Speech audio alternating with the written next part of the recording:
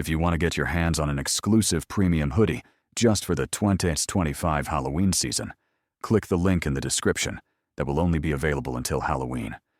I've been with my company now for a good amount of time. I'd say probably about 6 years now. Thanks to the amount of time I've put in, I have seniority over the other associates. Not to mention, I have a lot more training and credentials under my belt than they do. The company recently picked up a new contract for some kind of big government office building. Where it's located is rather strange for it to be a government office building. I won't get into exact locations, but to give you an idea of what the area it's located in looks like and what makes it so strange is that it's located in damn near the middle of nowhere. It's a giant 6-story building surrounded by a giant parking lot. The parking lot is surrounded by a metal fence that's about 10 feet tall. On the top of the fence is barbed wire.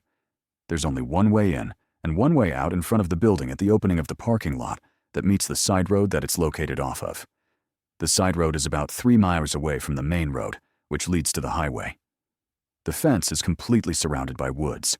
There are literally no buildings, houses, or any other signs of civilization for miles around.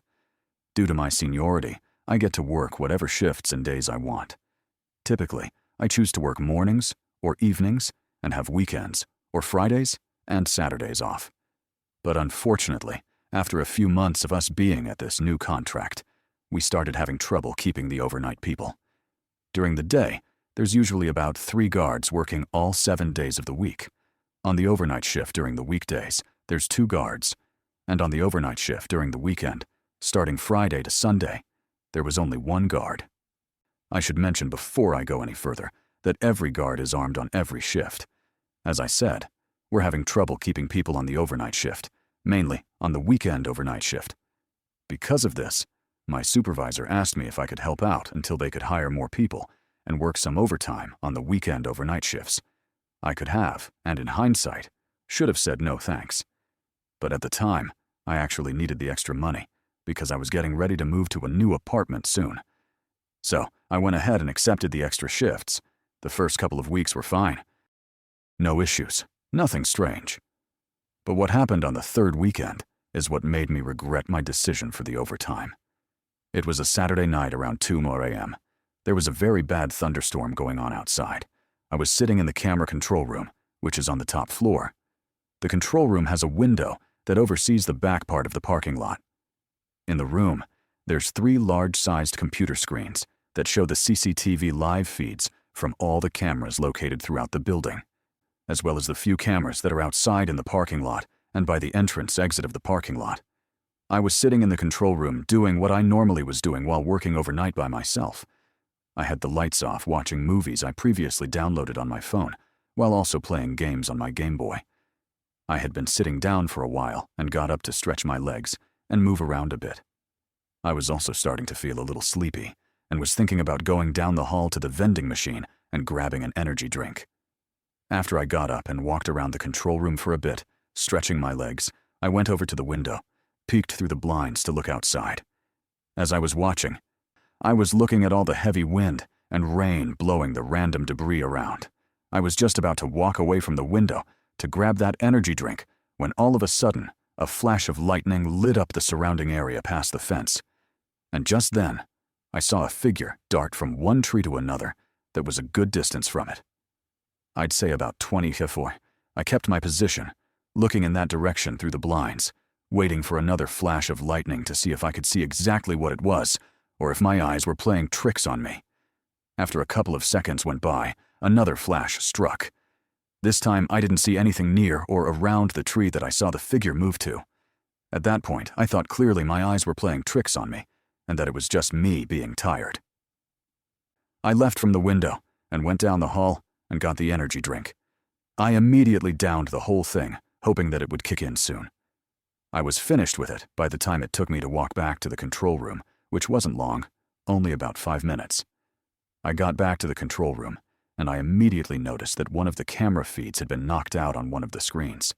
It was the camera feed to the back part of the parking lot that the window overlooked. I went over to the window and looked out the blinds in the direction of the camera. I spotted it dangling in the wind from its wires from the post that it was on. I figured the heavy winds must have knocked it off somehow. I sat back at my desk and put in my report for the night, and then went back to what I was originally doing. A few minutes had passed while I was watching a movie on my phone, and I heard the alert sound the system gives when someone is accessing a part of the building that requires a code to be entered on a keypad. I looked at the main screen and pulled up the tab that shows the access points of the building. It showed me the one being accessed was the one in the back of the building by the back parking lot. At that point, a shiver ran down my spine as I realized someone was outside. From the shadow figure to the camera being knocked out, and now to this, the keypad being accessed. Whoever it was had the code because they got in, and the system showed me the green light. I thought to myself, it couldn't be another worker or security guard. If it was a worker, we would have a memo telling us who it was and what times they would be here, as well as what part of the building they would be in. I knew it wasn't a security guard because I would have known about that too. I picked up the phone that was on my desk in an attempt to call the cops, but it was out. I looked at my phone, and of course, no service. I figured the best thing to do would be to try to walk around the hallway and try to get service on my phone. I left out of the control room and into the hallway. I started walking down the hallway toward the service stairwell while looking at my phone, hoping to get a signal soon. Just then, as I was looking down at my phone, the power was shut off. I immediately decided, since I was so close to the stairs, that I was going to run down the stairs to the front lobby and run out the door to my truck. I got to the stairwell and opened it up. It was damn near pitch black in there. I decided to use the darkness to my advantage and walk quietly down the steps. I figured if this person cut the power, they had to be in the generator room, which was in the basement. Unfortunately, the basement was the only flight of steps below the lobby where I was headed. Also, the generator was not too far away from the stairwell that I was in. I made it down to the 4th floor, and suddenly I heard a door open at the bottom of the stairwell. I stopped dead in my tracks. At this point, I knew I was armed, but I was thinking to myself, even though I went through training, I don't think I was ready to shoot anyone. I was hoping and praying that it wouldn't come to that. As I was standing there, immersed in my thoughts about my training with my firearm, I started hearing heavy footsteps walking up the stairs. I wasted no time in coming up with a new plan. I was going to turn around and walk as quickly and quietly back up the steps as possible to the 6th floor where I came from. At the top of the steps, a few feet past the door still in the stairwell, there's a ladder that leads up to the hatch that leads to the roof of the building.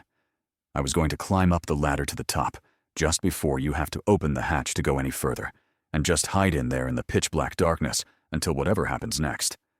I turned around just as I did. My gun banged against the metal to the stairwell railing, making a loud clang sound. As that happened, I froze, and so did the heavy footsteps. A few seconds had gone by, and then I heard whoever it was running as fast as they could up the steps. I sprang as fast as I could, running up the steps as if my life depended on it. As I got to the top of the steps, just before I was about to pass the door I had come from, I had an idea to create a diversion on the fly. I quickly opened up the door hard and loud, then let go of the handle and let it close and slam on its own. I continued to run to the ladder and climb up it. By doing that, I would make it appear that I had run out the door. With only seconds to spare, I made it up the ladder. The man, distracted by the door tactic, opened it without even looking in my direction. He ran into the hall, the heavy door closing behind him. That's when I saw my chance. I leapt down from the ladder only about 10 ft high, landing with a loud thud as my feet hit the floor. I bolted for the stairs. The man must have heard the sound, because I had barely made it down one flight, before I heard the door open again, and his footsteps pounding down after me. Both of us were sprinting as fast as we could. I managed to stay one floor ahead of him the entire way. When I reached the lobby, luck was suddenly on my side. Behind me, I heard a loud crashing noise followed by a cry of pain. I wasn't certain, but I think the man had tripped and fallen on the stairs. I wasn't about to wait around to confirm. I burst through the door, ran straight for the entrance, and used my key to unlock it. Fortunately, I always parked my truck close by. With the wind howling and the rain pouring down, I hit the fob to start the engine and unlocked the doors as I sprinted across the lot. I jumped into the truck, threw it in reverse, and just then caught sight of him, dressed all in black, his face covered by a mask and hood, bursting out of the building and charging toward my car. I slammed the gear into drive and floored it, tires screeching as I tore out of the lot and onto the side road. It wasn't until I was nearly at the main road that I got a signal on my phone. I immediately called the police. They arrived about 15 minutes later, and I followed them back to the building. I told them everything, filling out reports for both them and my company. We searched the entire building and surrounding area, but found nothing. The scariest part came when they checked the stairwell. Apparently, when the man had fallen, he dropped something. The police recovered a fully loaded, unregistered semi-automatic handgun. To this day, no one knows why someone would have broken into that building. There was nothing particularly special about it, except that it was government property. Whatever the case, I'm just thankful that luck was on my side that night. I used to work nights as a security guard in a medium-sized corporate office building in New Jersey. And for the most part, the nights were boring, quiet, and uneventful. Which is why what happened one night has stuck with me so vividly for years. It started around midnight, after the last employees had left the building, and the lobby was empty except for me. Just me and the glow of the security monitors. My job was simple. Check cameras, make a couple of patrol rounds, log any incidents, and mostly just sit and watch for anything unusual.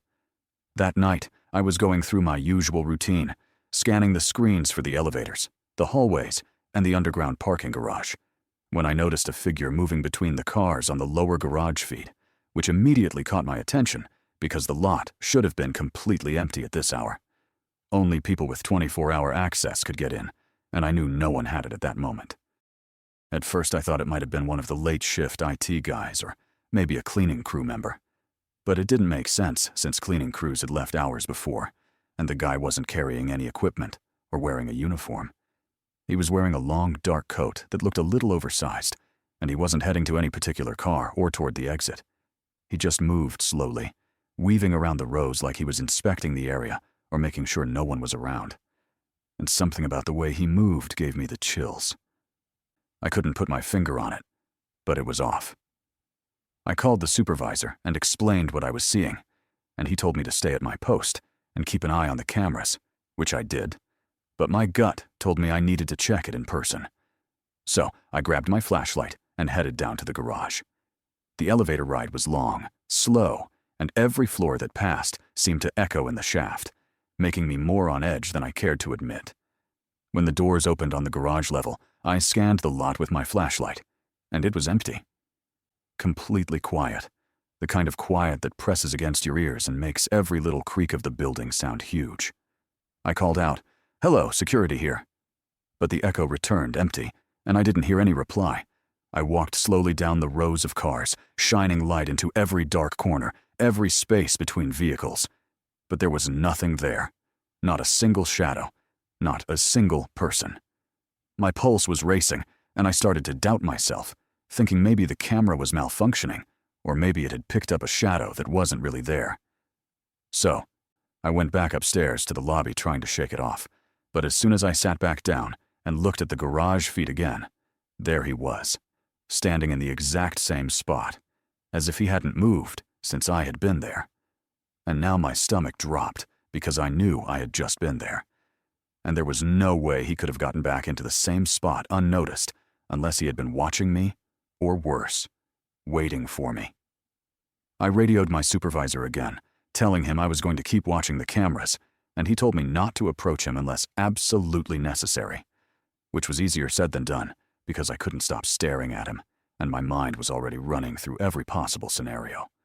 For the next 20 minutes, I watched him wander slowly toward the stairwell that led to the upper floors.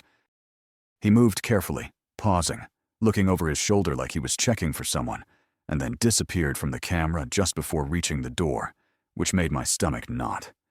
I checked every other feed, hallways, elevator lobbies, even the rooftop access. And there was nothing. No trace of him at all, which only made me feel worse because it was impossible for him to vanish that fast. And it gave me the sinking feeling that he had access to the building somehow, or he was hiding in a way that I couldn't see. I stayed at my desk, heart pounding, until the elevator dinged and opened in the lobby. Nobody was inside, but on the polished floor, I noticed wet footprints leading from the elevator out into the main lobby. Bare feet, which was wrong on so many levels because it was freezing outside, and he would have had to taken his shoes off just to wander barefoot. I froze in my tracks, realizing that if he was inside the building now, he could be anywhere. and every unlocked office or storage room was a potential hiding spot. I called the local off-site patrol for backup and debated locking myself in the lobby, but something in me told me I needed to do a patrol and confirm the situation, which in retrospect was probably a mistake. I took the elevator to the 5th floor and started walking the hallway slowly, flashlight in hand, scanning every office door, checking for movement. Every creak of the building made me jump. Halfway down the hall, I saw one of the office doors slightly ajar, which shouldn't have been possible because it was always locked at night. I pushed it open with my flashlight peering inside, but the room was empty except for a sleeping computer monitor and a chair pushed in under the desk. Nothing else. I stepped out into the hall again and froze because I heard the sound of footsteps on the tile behind me. Not mine, heavy, wet, and uneven, moving fast towards me. My heart leapt into my throat, and I swung my flashlight around the hall, catching a glimpse of the dark coat at the end of the hallway. He wasn't running, but he was walking fast with a purpose, and it hit me that he had been following me the entire time, hiding just out of sight whenever I checked the cameras. I bolted, sprinting down the hall toward the stairwell, barely noticing the handrail slamming against my arm as I rushed past. The footsteps followed close enough that I could hear them clearly now, echoing in the hall. And I realized I had no idea how he had gotten inside, no idea what he wanted, and the panic was almost suffocating. I dove into the stairwell, sliding down a few steps, and slammed the door behind me as the footsteps thundered on the floor above. Then they stopped abruptly, and I sat there, shaking for several minutes, trying to catch my breath and convincing myself I had imagined it. But the sound of my own breathing and the echo of those steps made me feel insane. When the patrol finally arrived, I was pale, sweaty, and trembling. We walked the building together floor by floor, room by room, and the garage was completely empty. No sign of the intruder, no footprints, nothing. And when we checked the cameras, the footage from the time he appeared had been overwritten or corrupted, leaving a gap in the recording that made my skin crawl even more. I quit that job within a month, partly because of the fear, and partly because I couldn't handle walking the hallways alone anymore, especially when the garage was empty and the wind outside made the building creak because every shadow and every noise reminded me of him walking behind me, just out of sight, waiting. Even years later, I get anxious in parking garages or office buildings at night, and I still check over my shoulder more than I should, thinking I might see that long coat rounding a corner, hearing those wet footsteps behind me again. And I know that what I experienced wasn't supernatural. It wasn't a faceless ghost or a phantom. It was a real person, a stalker. And the thought that he had been inside that building following me, hiding just out of view, and that I might never know how he got in or what he wanted, is something that still haunts me every time I think about that night. Psio. This happened to me a few days ago. As a matter of fact, it was my first night of training as a mobile security guard. Before I tell you my story, just want to clarify that a mobile security guard is primarily a security guard that drives around in the vehicle and does site visitation where the client needs security. In this case, it's the GTA of Toronto. But this incident took place at a nearby pharmacy Chart Med clinic in Mississauga. It was my first night as a trainee, and my supervisor was a nice person showing me around on how to conduct patrols, write reports, disarm fire alarms, etc. Usually, if an alarm occurs, dispatch notifies us through the radio and asks us to attend the site where the alarm is happening. However, we arrived at the medical clinic in Mississauga to conduct a regular perimeter patrol, which also meant there was no alarm. We arrived on the site around 1:15 a.m. to make sure everything was normal. But as we got out of the vehicle and approached the building, something was terribly wrong.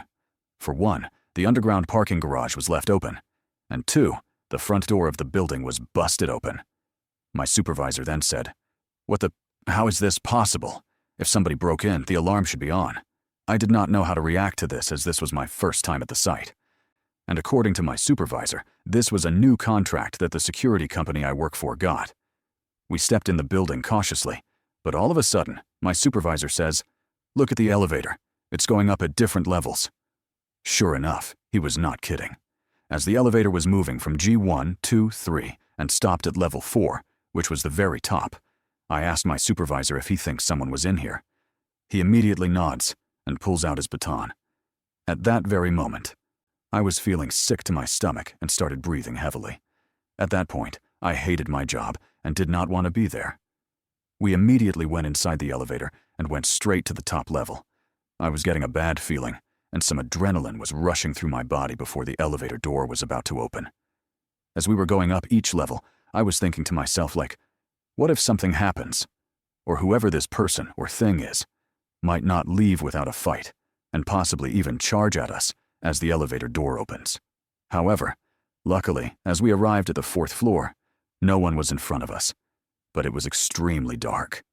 Therefore, we turned on the lights and started investigating the rooms of that floor. My supervisor told me to stick with him, as even he was feeling uncomfortable.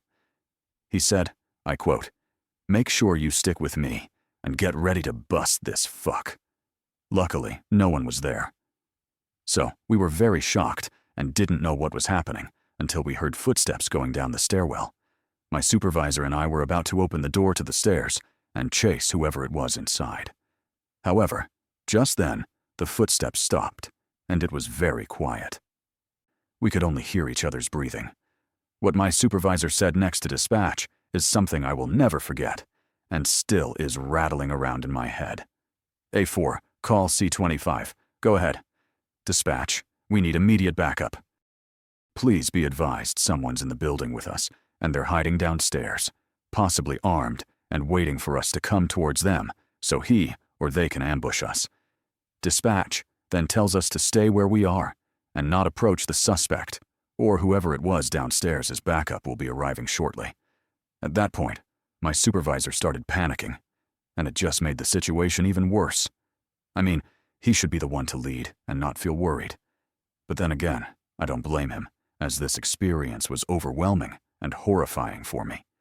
Now, my supervisor is only a couple of years older than me, so I preferably call him bro instead of sir or whatever. Bro, just don't worry.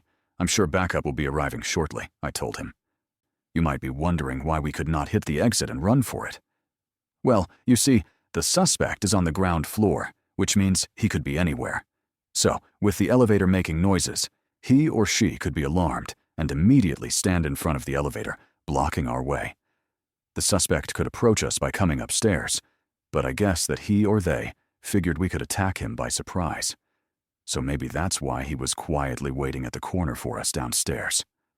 15 minutes later, we heard the door open. It was our senior supervisor, and his voice echoed out, "Security." My supervisor radioed him and said, "Sir, we're upstairs. Be careful. There's someone downstairs." A few minutes later, the senior supervisor met us upstairs and told us to come investigate with him. Therefore, we did. But we looked everywhere downstairs, and then each floor, and found no one. As we were at the 3rd floor, scanning each room and bathroom to see if the person was there, we heard the front door open and heard footsteps running outside. We were not fast enough to see who it was, because by the time we got to the ground floor, the suspect was gone. Both my supervisor and I were in shock because we looked everywhere and did not find anyone. Either that person was in a very good hiding spot, or that medical clinic center was haunted. I don't think I'll ever know. But this was by far the most horrific experience of my life. And coming this weekend, I'll be there again for site visitation. But this time alone, as I'll be trained by man